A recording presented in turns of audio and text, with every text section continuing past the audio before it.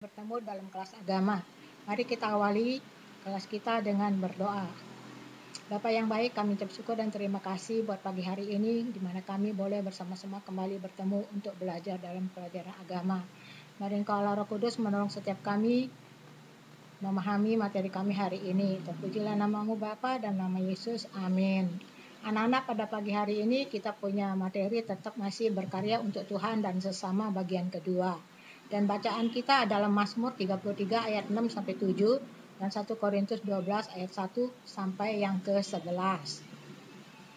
Kemarin kita sudah belajar di dalam yang pertama adalah arti berkarya. Kemudian bagian B adalah macam-macam karunia Roh Kudus. Dan kita kembali ke bagian C, yaitu karunia-karunia Roh Kudus. Macam-macam karunia Roh Kudus kita lihat di sini. Yang pertama ada karunia kuasa, itu adalah kesembuhan, iman, melakukan mujizat. Yang kedua karunia pewahyuan, kata-kata pengetahuan atau mengajar, kata-kata hikmat, kepekaan mengenali roh. Yang ketiga itu karunia ucapan. Karunia ucapan itu bernubuat, berbahasa roh atau bahasa lidah, menafsirkan bahasa lidah atau bahasa roh. Nah, hubungan karunia Roh Kudus dengan buah-buah roh dalam kehidupan orang percaya, ada 9 buah roh dan 9 karunia roh. 9 buah roh itu adalah kasih, sukacita, damai sejahtera, kesabaran, kemurahan, kebaikan, kesetiaan, kelemah lembutan, dan penguasaan diri di dalam Efesus 6 itu ya, Galatia 6. Dan kita lihat di dalam 9 karunia roh itu ada hikmat, pengetahuan, iman, kesembuhan, mujizat, bernubuat, membedakan roh, berbahasa roh, menafsirkan bahasa roh. Yang bagian D kita lihat macam-macam talenta. Nanti ada persamaan dan perbedaan dari talenta ini. Kalau dalam karunia roh, Allah berkehendak memberikan atau menganugerahkan kepada orang-orang tertentu saja. Itu karunia roh.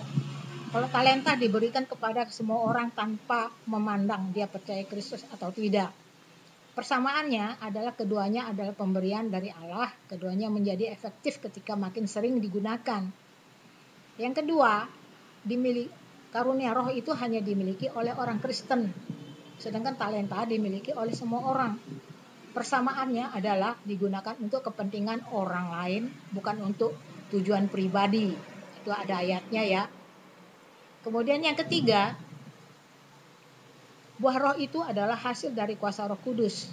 Sedangkan talenta itu adalah hasil dari genetik atau keturunan dan juga setelah latihan-latihan. Persamaannya adalah keduanya merupakan perintah agung berhubungan dengan mengasihi Allah dan sesama. Bagian E, berkarya untuk Tuhan dan sesama. Sebagai orang Kristen diberi talenta dan karunia roh untuk pelayanan kepada Tuhan dan sesama. Kita harus berperan aktif dan kreatif sesuai dengan talenta dan karunia yang Tuhan berikan kepada kita. Karunia dan talenta perlu dikembangkan. Dalam pengembangannya diperlukan pengorbanan, yaitu latihan, kerja keras, semangat, dan pengembangan ide-ide untuk lebih maju lagi. Bagian F, berkarya untuk Tuhan. Yang pertama, tidak selalu diartikan sebagai bentuk pelayanan yang hanya terbatas pada pelayanan di gereja. Atau yang kedua, melakukan aktivitas yang menghasilkan kemuliaan bagi nama Tuhan. Bekerjalah sesuai profesi. Jadi profesi apapun kalian, lakukanlah itu sesuai dengan profesinya dan untuk kemuliaan nama Tuhan. Yang ketiga, mengembangkan setiap karunia dan potensi yang ada dalam diri dengan setia dan taat. Inilah makna hidup yang sesungguhnya. Kemampuan, bakat, dan talenta adalah perlengkapan senjata perang yang diberikan Allah atau Allah titipkan bagi setiap orang untuk dapat memaknai hidupnya dengan sempurna. Dalam Efesus 4 ayat 12. Semua orang yang diberikan karunia sesuai panggilan Allah, sehingga kita dapat mendukung pekerjaan Tuhan dengan dasar ungkapan syukur kita kepada Tuhan. Yang bagian D, berkarya untuk sesama. Baca di dalam Kolose 3 itu ya. Berkarya merupakan hasil dari sikap dan perbuatan kita yang kita lakukan kepada orang lain yang dapat dilihat dan juga dapat dinikmati. Yaitu pertama, suka membantu orang lain, memberikan kita melakukan apa yang baik untuk semua orang. Suka bekerja keras, jangan kita mencuri tapi sebaliknya, Efesus 4 ayat 28. menjaga hidup kita secara jasmani dan rohani, itu ayatnya. Mengasihi dalam keluarga, dalam Efesus 5 ayat 33 sampai pasal 6 ayat 1. Di situ pasal 6 ayat 1 itu anak-anak menghormatilah orang tuamu di dalam Tuhan ya. Yang kelima, mengasihi sesama atau orang lain dalam Yohanes 1 Yohanes 4 ayat yang ke-7.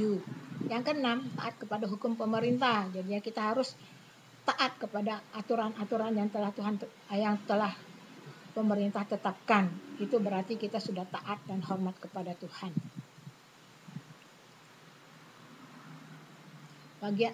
Lukas 13 ayat 6 sampai 7. Tuhan Yesus memberi perumpamaan tentang pohon ara yang berbuah. Pohon ara yang tidak berbuah ya. Seorang yang mempunyai pohon ara yang tumbuh di kebun anggur. Dia selalu datang mencari buah pohon itu, tapi tidak pernah mendapati buahnya. Pohon itu hendak ditebang karena tidak menghasilkan buah. Namun, masih ada kesempatan 1 tahun untuk mendapatkan buah. Dengan cara bagaimana? Memelihara, merawat, dan memberi pupuk agar pohon itu menghasilkan buah. Jika tidak, pohon itu akan ditebang atau dipotong. Nah, buah di dalam sini berarti adalah karya kita ya. Orang Kristen harus berkarya dalam hidupnya, menghasilkan buah bagi Tuhan dan sesama. Marilah kita berkarya bagi Tuhan dan sesama. Sekian dulu dan terima kasih. Tuhan Yesus memberkati. Mari kita tutup di dalam doa. Terima kasih Tuhan Yesus pada hari ini di mana kami telah belajar bagaimana kami harus berkarya di dalam kehidupan kami, menghasilkan buah-buah yang untuk kemuliaan nama-Mu Tuhan. Engkau telah mengaruniakan kami kuasa Roh Kudus dan Engkau juga mengaruniakan kami karunia-karunia roh di dalam kami melayani Engkau, melayani sesama kami. Pimpinlah kami Tuhan. Ajarilah kami senantiasa taat kepadamu. Terima kasih Tuhan, berkati anak-anak-Mu di dalam nama Yesus. Amin. Anak-anak, selamat pagi dan sampai jumpa kembali.